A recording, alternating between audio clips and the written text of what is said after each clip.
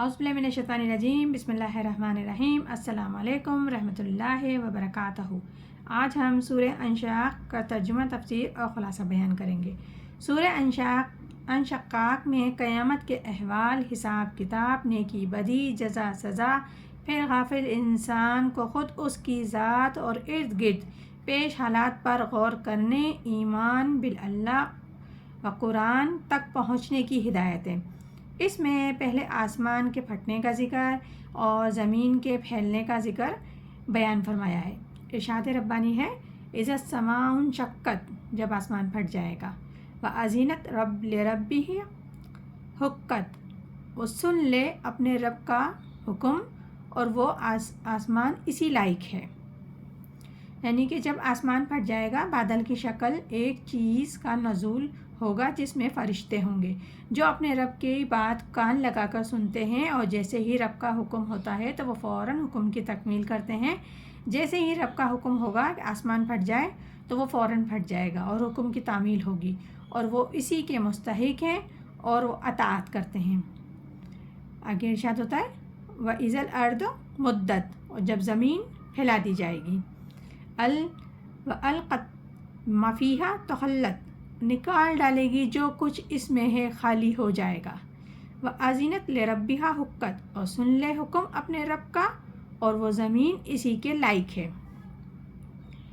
یعنی کہ زمین کو بھی کھینچ دیا جائے گا اور وہ اپنے اندر کے سارے بوجھ نکال باہر کرے گی، سب اولین آخرین مردوں کو اگل دے گی، اور جو کچھ بھی زمین کے اندر ہے وہ سب کچھ باہر کر دے گی، اور محشر کے میدان کے لیے ایک نئی زمین تیار ہوگی جس میں نہ کوئی غار، نہ پہاڑ، نہ تعمیر، نہ درخت، بالکل صاف اور مستوار سطح پر وہ زمین کھلی چٹ میدان ہوگی، اور اس طریقے سے اس کو کھینچ کے بڑا کر دیا جائے گا جیسے کہ کسی چمڑے کو یا ربڑ کو کھینچ کے بڑا کیا جاتا ہے۔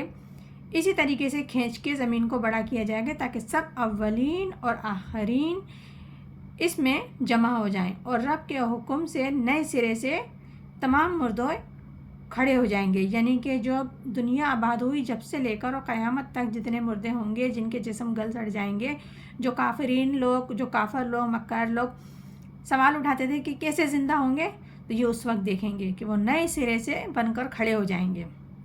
اور زمین کا بھی یہی معاملہ ہے کہ وہ بھی کان لگا کے رب کے حکم کا منتظر ہوتی ہے اور سنتی ہے۔ جیسے ہی رب کا حکم ملتا ہے، جس قسم کا بھی حکم ملتا ہے، وہ اطاعت کرتی ہے، یہی اس کے لائق ہے اور یہی اس کو زیب دیتا ہے۔ آگے ارشاد ہوتا ہے، یا ایھا الانسان ان قادحن الی ربک قدحن فملاقیہ، اے انسان تجھ کو تکلیف اٹھانی ہے اپنے رب تک پہنچنے میں، سہ کر پھر اس سے ملنا ہے۔ یہ بہت اہم نفسیاتی حقیقت ہے جس کا ذکر سورہ بلد میں بھی گزر چکا ہے۔ ہم نے آپ کو کافی تفصیل سے بتایا تھا کہ ہر انسان کو مشقت، محنت، تکلیفیں اٹھانی ہیں۔ کسی کو دماغی اٹھانی ہے تو کسی کو جسمانی اٹھانی ہے۔ ہر انسان الگ الگ قسم کی مشقتوں میں تقسیم ہے، ہر مختلف قسم کے رنج و غم، دکھ، درد، تکلیف میں مبتلا ہے، کسی کو زیادہ ہے تو کسی کو کم ہے، کیونکہ ہر انسان کو اللہ تعالیٰ نے مشقت ہی کے لیے پیدا کیا ہے۔ یعنی کہ اس آیت میں بتایا ہے کہ اے انسان، تجھے تکلیفیں برداشت اور کوفت کھاتے ہوئے ایک پر ایک، یعنی کہ ایک پریشانی نہیں ہوتی، ہم اپنی زندگیوں کا جائزہ لیں، ہم ایک تکلیف میں یا ایک پریشانی میں یا ایک کسی محنت میں نہیں ہوتے، بلکہ ایک کے اوپر ایک تکلیفیں بھی آتی ہیں، محنتیں بھی آتی ہیں، ہم خود بھی کسی نہ کسی محنتوں میں، مشقتوں میں بھی لگے ہوئے ہوتے ہیں، دکھ، درد، غم بھی اسی طریقے سے آتے رہتے ہیں، ایک پر ایک سہتے ہوئے پھر آخر انسان مر جاتا ہے اور رب کے سامنے جا کے کھڑا ہو جائے گا۔ یعنی کہ تمام جاندار چیزیں مشقت اٹھاتی ہیں، لیکن مرنے کے بعد کوئی بھی جاندار چیز جواب دہ نہیں ہے مگر انسان کو جواب دینا ہے۔ یعنی کہ انسان کو مرنے کے بعد جو کچھ بھی اس نے زندگی گزاری ہے اس کو اپنا جواب دینا ہے قیامت کے روز، کہ اے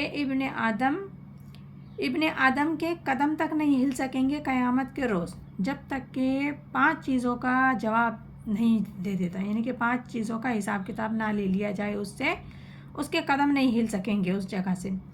سب سے پہلا سوال عمر کا حساب ہوگا، کہ عمر بھائی آپ نے کہاں گزاری، کن کاموں میں گزاری، کس طریقے سے گزاری، اور خاص کر شباب اور جوانی کے دن آپ نے کہاں گوائے، کیا دین میں گوائے یا دنیا میں گوائے، یا نفس کے غلام بن کے گوائے، یا اپنی نفس پہ کنٹرول ہو کے گوایا، اور اس نفس کی خاطر تم نے کیا کیا کیا، یعنی کہ ٹوٹل اس کا سارا سوال ہوگا۔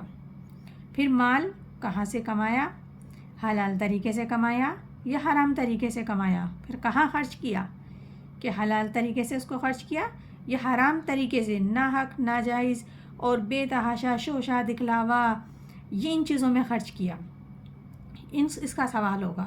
اور سب سے اہم سوال ہوگا علم، جو تم نے حاصل کیا اس پر کتنا عمل کیا۔ یہ وہ 5 سوالات ہیں جب تک انسان اس کے جوابات نہیں دے گا تو وہ ایک قدم بھی نہ آگے چل سکے گا نہ پیچھے چل سکے گا۔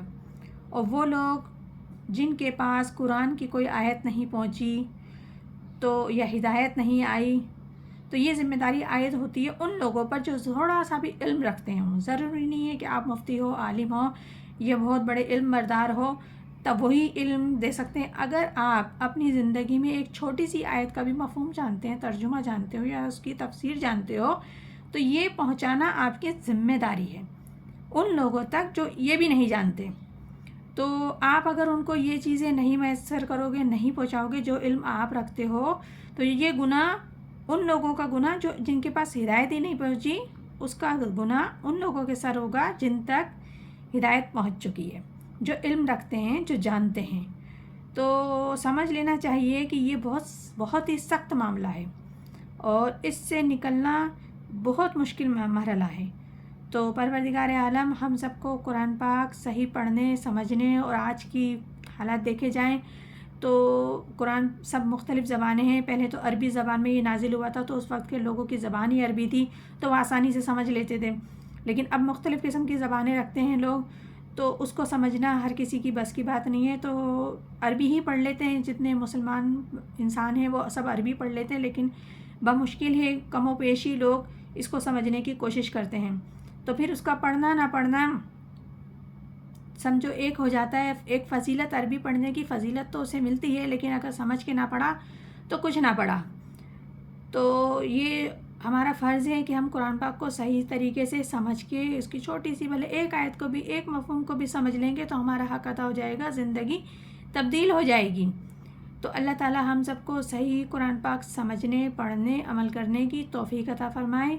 آج ہم سورہ انشقاق کی انہی آیتوں کو ترجمہ کرتے ہیں۔ انشاءاللہ تعالی کل ہم آگے مزید کریں گے، اور اللہ تعالی ہمیں صحیح ہدایت اور صحیح سمت کی طرف روانہ کرے۔ آمین ثم آمین۔ جزاک اللہ۔